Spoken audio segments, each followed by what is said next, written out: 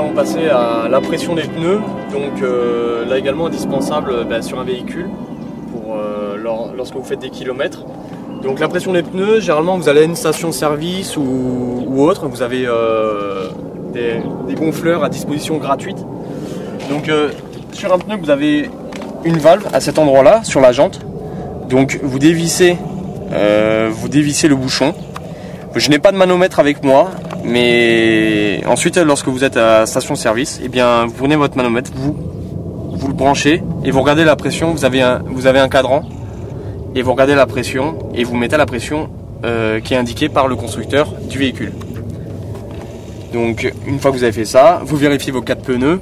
À savoir que souvent à l'avant on met toujours un petit peu plus de pression parce que parce que le véhicule est un peu plus lourd à l'avant et à l'arrière un petit peu moins. Donc après ça, à voir avec les pressions qui sont données par le constructeur. Une fois que vous avez fait ça, vous remontez votre bouchon et vous êtes prêt pour faire des kilomètres. D'accord. Donc et tu m'as dit alors la question que tout le monde se pose, c'est comment savoir la pression qu'il faut mettre? Alors la pression qu'il faut mettre dans un pneu est souvent indiquée sur le véhicule. Alors où ça, vous avez des fois dans les portières à cet endroit là, des fois dans le montant.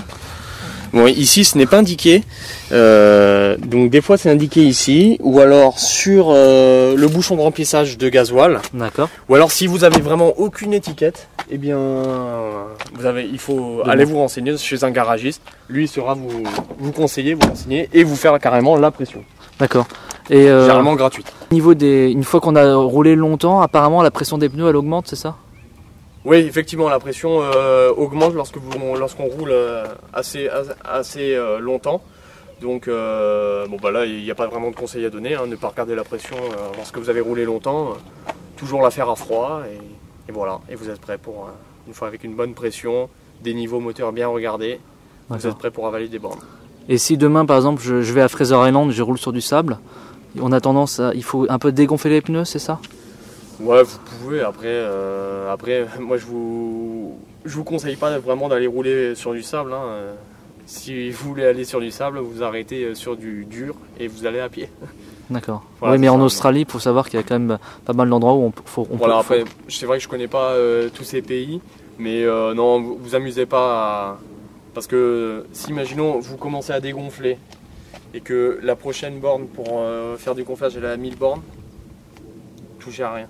D'accord. Vous touchez à rien et vous faites la pression avant de faire plusieurs kilomètres et après vous êtes prêt pour voilà, un véhicule, c'est bonne pression de 4 pneus, bon niveau moteur et c'est bon. D'accord. C'est bon, après vous êtes ok pour faire des kilomètres. Merci à tout Jean-François, merci à Jean-François pour cette vidéo. Avec plaisir. N'oubliez pas de vous abonner sur la chaîne YouTube et je vous donne rendez-vous donc la prochaine vidéo, donc les conseils pratiques pour un véhicule. Donc les conseils pratiques génériques. Merci à toi.